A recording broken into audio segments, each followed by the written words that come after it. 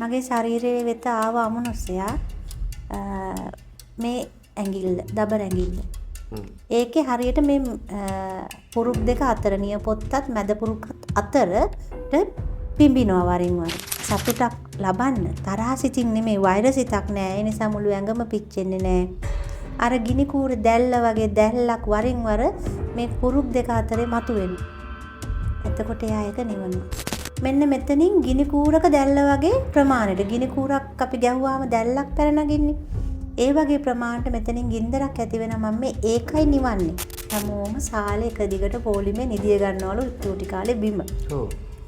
මෙයා කරන්නේ අරගොල්ලොන්ට නිින්ද යාගෙන එනකොට මෙයා නැගිටලා ගිනි කූරක් ගහලා අර සරන් ඇඳන් ඉන්න අයියලාගේ පස්ස පැත්තට ගිනි කූර අල්ලනවා.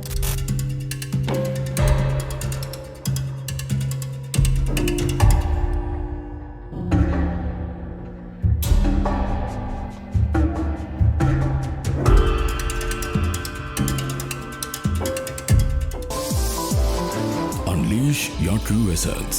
Yardley. Experience the legacy of luxury. සෙනසුරාදා රාත්‍රී 10:10 බොහොම සුවිශේෂයි.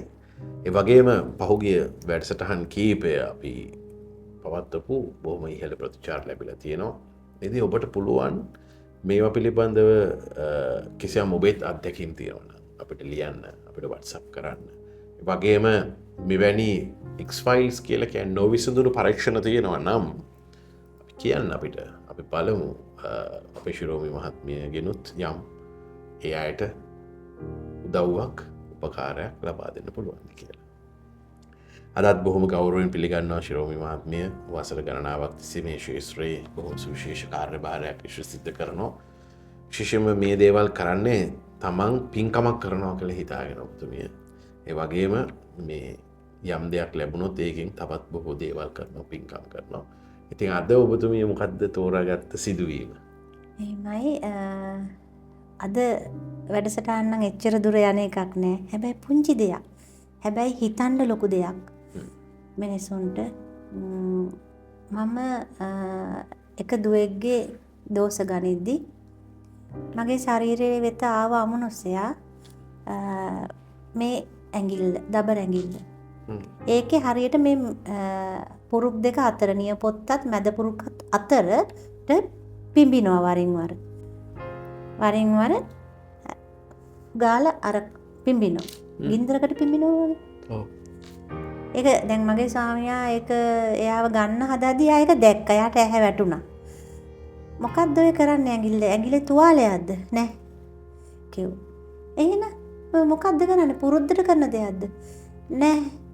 මෙන්න මෙතනින් ගිනි කූරක දැල්ල වගේ ප්‍රමාණයට, ගිනි කූරක් අපි ගැහුවාම දැල්ලක් පැනනගින්නේ. ඒ වගේ ප්‍රමාණයට මෙතනින් ගින්දරක් ඇති වෙනවා. මම මේ ඒකයි නිවන්නේ කියලා කිව්වා.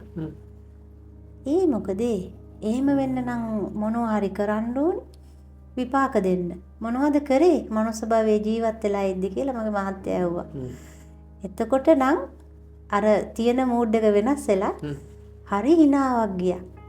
හරි සතුටු හිනාවක් හිනා වෙලා පොඩි වැඩක් කරා වීලුවට වගේ කාලේ ජීවත් වෙලා ඉද්දි කියලා කිව්වා. පොඩි කාලේ මං කරේ කියලාත් කිව්වා. මොනවද ඉතින් පොඩි කාලේ කරේ කියලා. එයා කරන්නේ එයාගේ පවුලේ 11 දෙනෙක්ලු. හැමෝම සාලේ එක දිගට පොලිමේ නිදිය ගන්නවලු චූටි කාලේ බිම. ඔව්. මෙයා කරන්නේ අරගොල්ලොන්ට නිින්ද යාගෙන එනකොට මෙයා නැගිටලා ගිනි කූරක් ගහලා අර සරන් ඇඳන් ඉන්න අයියලාගේ පස්ස පැත්තට ගිනි කූර අල්ලනවා. අක්කලාගේ ගවුම උස්සලා ගිනි කූර අල්ලනවා. අර ඒකල එයා සතුටු වෙනවා, hina වෙනවා. ඇත්තටම යාට ආද්දි සතුටු hinaවක් ගියා. එක දවසක් දෙකක් තුනක් නෙමෙයි මේක මල්ල ගෙවල් වලදි සහෝදර සහෝදරියෝ එකතු වෙනවනේ. ඒ වගේ අවස්ථාවලත් මෙයා ওই වැඩේ කුඩා කාලේ කරලා තියෙනවා. ලොකු වෙනකොට ඒක අමතක වෙලා ගිහිල්ලා. හැබැයි මහත්තයා වැඩියෙන්ම ආසාවෙන් කරපු දේවල් මරණ මංචකයේදී මතක් වෙනවා. මෙයාගේ හුස්ම යන වෙලේ මෙයාට ඒ සිදුවීම මතක් වෙලා ඔය වගේම සතුටු හිනාවක් එක තමයි මෙයා මිය ගින් තියෙන්නේ. මේ අමනුස්ස ලෝකේ අමනුස්ස ජීවිතේ ලොකු ගින්දරක් නෑ. ඇයි? එයා විහිළුවටයි කරේ ඒක. සතුටක් ලබන්න තරහ සිතින් නෙමෙයි වෛර සිතක් නෑ. ඒ නිසා මුළු ඇඟම පිච්චෙන්නේ නෑ. අර ගිනි කූර දැල්ල වගේ දැල්ලක් වරින් වර මේ පුරුක් දෙක අතරේ මතුවෙනවා. එතකොට එයා ඒක නිවනවා. එයාගේ මනසට තමයි වදේ දෙන්නේ. මනස අර දරුවගේ ඇඟට ඇවිල්ලා තියෙන්නේ. එයාගේ ඇඟට ඇවිල්ලා තියෙන ඒ දුවට ඇත්තටම දුව මාව හම්බ වෙන්න ආවේ එයාගේ මේ අතපය දැවිල්ලයි කියලා. ඒක හොයන්න බෑ කියලා. ඒ අතපය දැවිල්ල අර ගින්දර පැන නැගින්නේ අර එයාගේ මේ ඇඟිල්ලෙන්. එතකොට දැවිල්ල දරුවට. ඒකට තමයි ආවේ. දැන් ඇය හොඳින් ඉන්නවා. ඔව්. ඉවත් කරා. ඇත්තටම ඊට අමතරව තව කීපයක් දෝෂ තිබුණා. දැන් හරි සෑහලුවක් දැන මූණ වෙනස. සමහරවිට මගේ බුදු කුටියෙන් එළියට යන්න කලින්ම එයාගේ පැහැය වෙනස් වෙනවා මූණේ. අඳුරක් තියෙන්නේ. අමනුෂ්‍යයෙ ඉන්නකොට.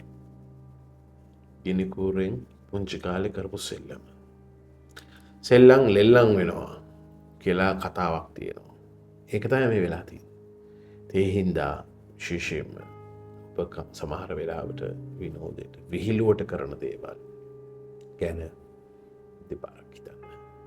ඔබට ඒක තමයි මේ සුවිශේෂ වැඩසටහනේ අද ඔබට පැහැදිලි කරන්න තියෙන්නේ.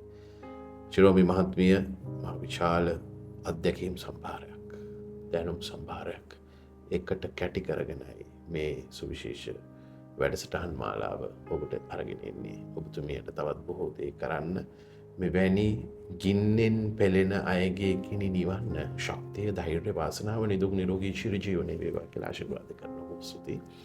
අපි එහෙමනම් ලබන සෙනසුරාදා 10:10ට යලි හමු වන බලාපොරොත්තු වෙන සමුගන්නවා. තාවකාලික සමුගන්නවා.